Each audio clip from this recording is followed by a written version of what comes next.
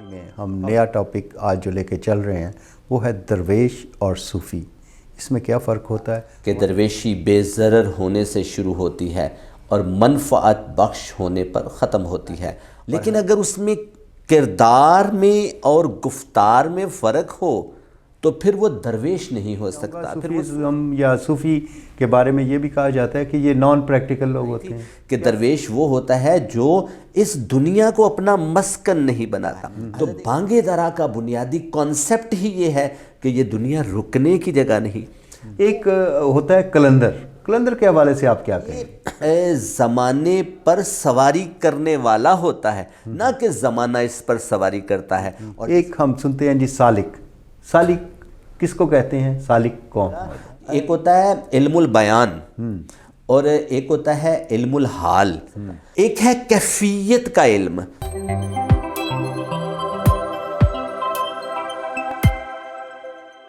اعوذ باللہ من الشیطان الرجیم. بسم اللہ الرحمن الرحیم. شروع اللہ کے پاک نام سے جو رحمان اور رحیم ہے. ناظرین، پروگرام بشارت و عرفان کی باتیں میں آپ کا میزبان بشارت حسین آپ کے ساتھ. ناظرین، اس سے پہلے ہم نے جتنے پروگرامز کیے، خاص طور پہ پچھلا جو پروگرام کیا ہم نے درویش کے حوالے سے کیا، بڑا فیڈ بیک ملا، لوگوں نے بڑے سوالات اس کے اوپر کیے. انہی سوالات کی روشنی میں ہم نیا ٹاپک آج جو لے کے چل رہے ہیں وہ ہے درویش اور صوفی. اس میں کیا فرق ہوتا ہے؟ ہمارے ساتھ موجود ہیں جناب عرفان اشرف صاحب، ان سے ہم بات کریں گے اس حوالے سے. جناب عرفان صاحب السلام علیکم. وعلیکم السلام. عرفان صاحب، ہمارے دیکھنے والوں نے، ہمارے سننے والوں نے ہم سے یہ سوال کیا، درویش کے حوالے سے آپ نے بڑی خوبصورت سی باتیں کی. درویش اور صوفی جو ہے اس میں کیا فرق ہوتا ہے؟ بشارت بھائی، بہت شکریہ آپ کا. لاسٹ پروگرام میں بھی ہم نے اس بات کو سمجھانے کی کوشش کی. حضرت واصف علی واصف رحمۃ اللہ علیہ نے درویشی کے متعلق کیا خوبصورت فکرہ بتایا کہ درویشی بے ضرر ہونے سے شروع ہوتی ہے اور منفعت بخش ہونے پر ختم ہوتی ہے. اور حضرت اقبال رحمۃ اللہ علیہ نے فرمایا، صوفی کی طریقت میں فقط مستی احوال، صوفی کی طریقت میں فقط مستی احوال، ملا کی شریعت میں فقط مستی گفتار، شاعر کی نوا مردہ و افسردہ و بے ذوق، افکار ہے اس کے سرمست نہ خوابیدہ نہ بیدار، وہ مرد مجاہد نظر آتا نہیں مجھ کو، ہو جس کے رگو پے میں فقط مستی کردار. درویش ہو، صوفی ہو، عباد الرحمن ہو، اللہ کا بندہ ہو، جس کی ہم نے لاسٹ پروگرام میں کچھ صفات بیان کی، وہ عادل ہوتا ہے، وہ سخی ہوتا ہے، وہ عالم ہوتا ہے، وہ عارف ہوتا ہے، لیکن اگر اس میں کردار میں اور گفتار میں فرق ہو تو پھر وہ درویش نہیں ہو سکتا، پھر وہ صوفی نہیں ہو سکتا.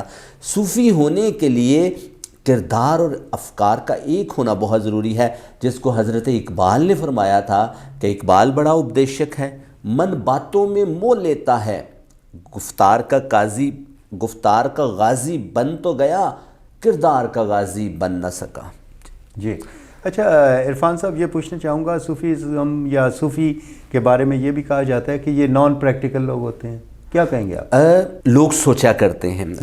آپ یوں سمجھ لیں کہ ہمارے ریلیجن اسلام میں اور بہت سارے اور ازم میں بھی صوفی ازم کو پریکٹس کیا جاتا ہے. مثال کے طور پر بدھزم میں، کنفیوشزم میں، تاؤزم میں اور دنیا کے بہت ساری جگہوں پر صوفی ازم کو پریکٹس کیا جاتا ہے. وہ کہیں بیٹھتے ہیں، دھیان کرتے ہیں، کنسنٹریٹ کرتے ہیں، کبھی سورج کے آگے بیٹھ کر پاور حاصل کرنے کی کوشش کرتے ہیں.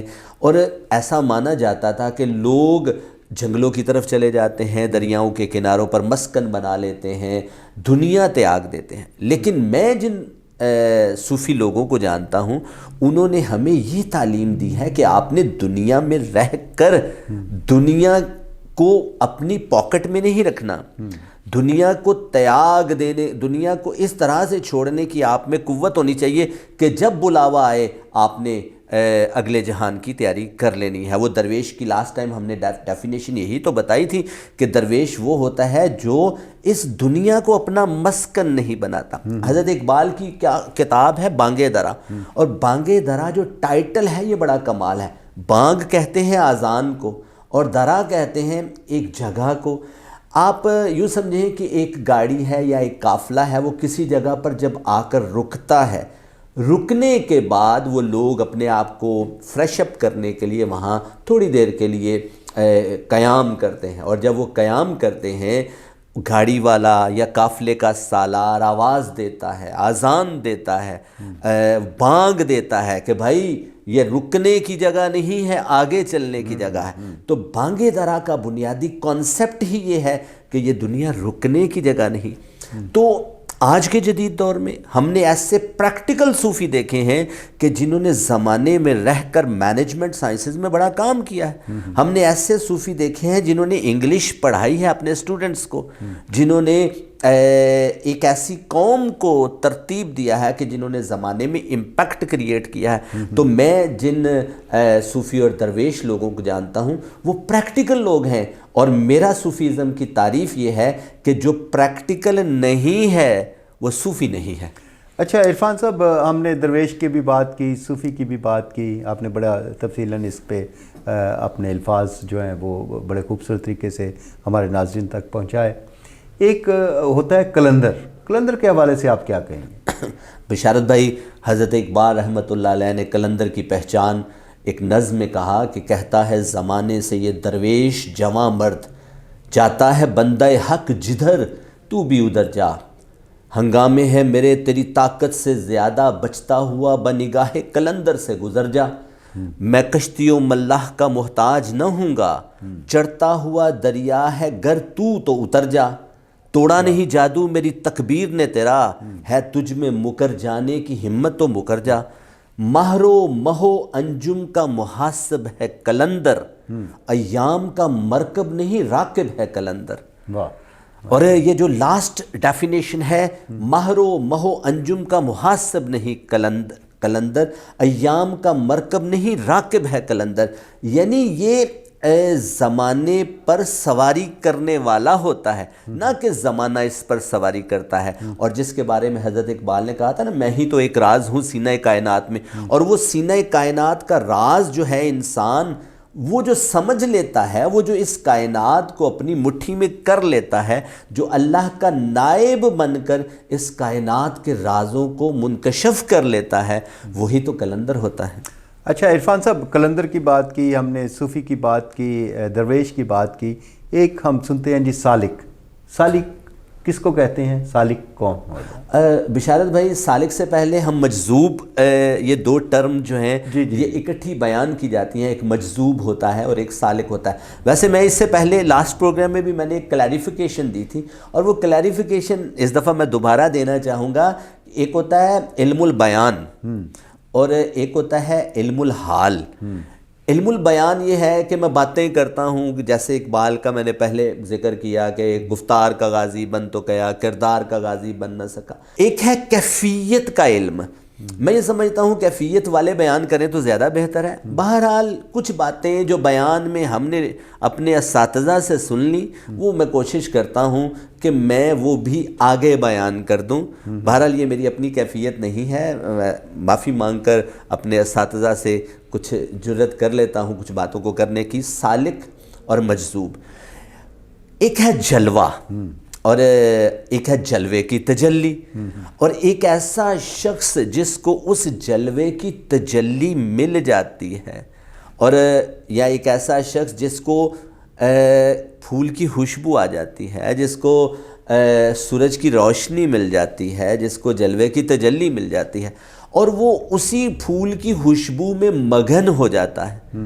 وہ اسی تجلی میں رہ جاتا ہے، وہ گنگ ہو جاتا ہے، وہ بات کرنے جوگا نہیں ہوتا، وہ اپنے محبوب کو دیکھ لیتا ہے، اس کو محسوس کر لیتا ہے، اور بس محویت میں آ جاتا ہے، خاموش ہو جاتا ہے، اس کے جلوے میں بس گم ہو جاتا ہے، بیان کرنے کی طاقت ہی نہیں رہتی۔ آپ یوں سمجھ لینا، کسی کے سامنے اگر اس کا محبوب آ جائے تو بس دیکھتا ہی رہے، تو ایسا شخص مجذوب ہو جاتا ہے، وہ بیان ہی نہیں کر پاتا۔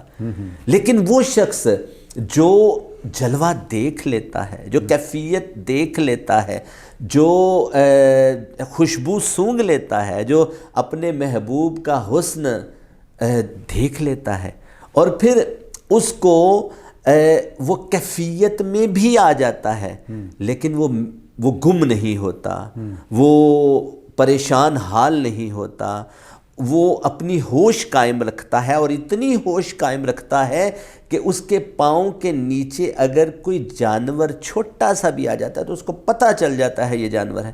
تو ایسے شخص کو ہم سالک کہتے ہیں.